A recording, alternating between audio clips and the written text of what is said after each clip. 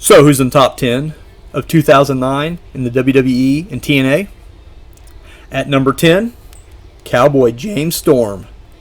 Beer Money Incorporated had an incredible year this year. First, they beat Lethal Consequences and Abyss and Matt Morgan in a three-way match to win the tag titles.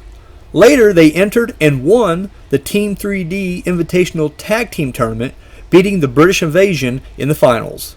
They would then go on to beat Team 3D to recapture the tag titles. Their biggest win came when they teamed with Team 3D to beat Booker T, Scott Steiner, and the British Invasion in Lethal Lockdown. I only had room in my top 10 for one of Beer Money, and I chose the Michaels of the two. This is Storm's third appearance in the top 10, his last being back in 2003. At number 9, Samoa Joe. This year, Samoa Joe became the Nation of Violence and declared war against the Main Event Mafia. As part of Team Jarrett, they would beat Team Angle in Lethal Lockdown. He would pick up wins over Kevin Nash and Sting while taking down every member of the Main Event Mafia. However, he would shock the world by joining the Mafia. He would go on to beat Homicide for the X Division title and go on successful defense against Daniels. Once the Mafia dissolved, Joe was on his own again. He'd end the year winning Feast or Fired, earning the world title shot. This is Samoa Joe's 5th consecutive year on the top 10, tying the record currently held by AJ Styles and John Cena. Joe is up one spot from last year. Number 8, Brother Ray. Despite their legendary status, Team 3D showed that they were still one of the best tag teams wrestling today. They had a feud with Beer Money Incorporated, which saw Team 3D beat them in an off-the-wagon challenge and a Philadelphia street fight, simultaneously holding the TNA and IWPG tag titles in the process. They would successfully defend their IWPG titles against the British Invasion. They would then team with Beer Money to defeat the British Invasion and Booker T and Scott Steiner in Lethal Lockdown. All four teams would meet again in a Full Metal Mayhem match where Team 3D would walk away with the IWPG tag titles. This is Brother Ray's second appearance in the top 10, his first since 2001. At number 7, Randy Orton. Two feuds really consumed Randy Orton this year. His first was with Triple H and McMahon family. After winning the Royal Rumble, Orton was on the path to facing Triple H at WrestleMania for the world title. He beat Shane McMahon in a no-holds-barred match at No Way Out along the way. He would headline but lose at WrestleMania. However, he would pick up the world title when, along with Legacy, would beat Triple H, Shane, and Batista in a match where the person who made the winning pin would become the world champion. Orton won the title and successfully defended the title against H in a 3 Stages of Hell match.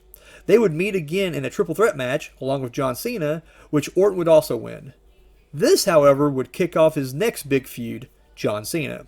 The two would trade the title back and forth in a series of major matches that included a match that if Orton was DQ'd or counted out, the title could change hands.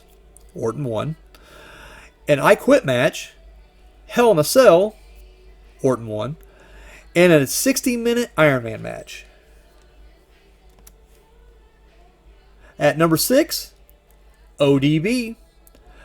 Women's wrestling is still doing good, and of the two companies, the Knockouts division is the standout. The first part of the year, ODB was chasing Awesome Kong and her Knockouts title. ODB would team with Roxy and Taylor Wilde to defeat the Conctourage. Then at Lockdown, she would beat Daphne, Madison Rayne, and Sojo Bolt in a Queen of the Cage match. Unfortunately, she failed to capture the title from Kong. Months later, however, her and her then-boyfriend Cody Deaner beat the Beautiful People in a tag match with the Knockouts title on the line. Cody made the pin, and it was assumed that ODB was the new champion, but Cody decided he wanted to keep the title for himself. This would lead to their breakup and a match for the vacant Knockouts title. ODB would beat the man to recapture the title. She would go on to have successful title defenses, such as a triple threat with Awesome Kong and Tara, as well as teaming with Knockouts tag champs Sarita and Taylor Wilde to defeat the Beautiful People in a match where both titles were on the line. At number 5, Brutus Magnus. The modern-day Gladiator debuted and picked up easy wins over Chris Sabin and Eric Young, but it wasn't until he teamed with Doug Williams to form the British Invasion that things really took off for them. They won the IWPG tag titles and successfully defended against Beer Money Incorporated. Their biggest win was the four-way Full Metal Mayhem match where they won the TNA tag titles, beating out Team 3D, Beer Money, and Booker T and Scott Steiner. They would end the year as tag champions, beating the Motor City Machine Guns and Beer Money in a triple threat, and the Guns in a regular tag match. At number 4, Chris Jericho. Y2J had an incredible year this year. Early on, he was feuding with legends. At WrestleMania, he would beat Superfly Jimmy Snuka, Ricky the Dragon Steamboat, and Rowdy Roddy Piper in a 3-on-1 elimination handicap match. Although actor Mickey Rourke would embarrass him after the match. Then he would go on to beat Steamboat in singles action. Then he would win the Intercontinental Championship for a record-breaking 9 times, beating Rey Mysterio in a no-holds-barred match. The night he lost the title back to Rey, he and Edge would blackmail, their way into a triple threat match for the unified tag titles against the Colognes and Legacy and win the titles. However, Edge would get injured, and Chris would pick The Big Show as his replacement. Together, Jericho would dominate the tag division, successfully defending the titles against Legacy, Crime Time, MVP and Mark Henry, and Batista and Mysterio. The draft split them up, but that couldn't stop them, as Jericho would lead Team SmackDown to beat Team Raw at Bragging Rights to win the Bragging Rights trophy when Big Show defected from Raw to SmackDown and helped Jericho pick up the win. This is Jericho's 3rd appearance in the top 10, with his last being back in 2001. At number 3, Brother Devon. Check out number 8. The reason I rank him higher than Brother Ray is because Devon had that main event win at Genesis. This is Devon's 2nd appearance in the top 10. His last was back in 2001, where he was ranked number 1. At number 2, Taylor Wilde.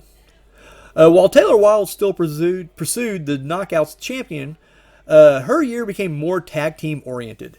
She first teamed with ODB and Roxy to beat the Entourage.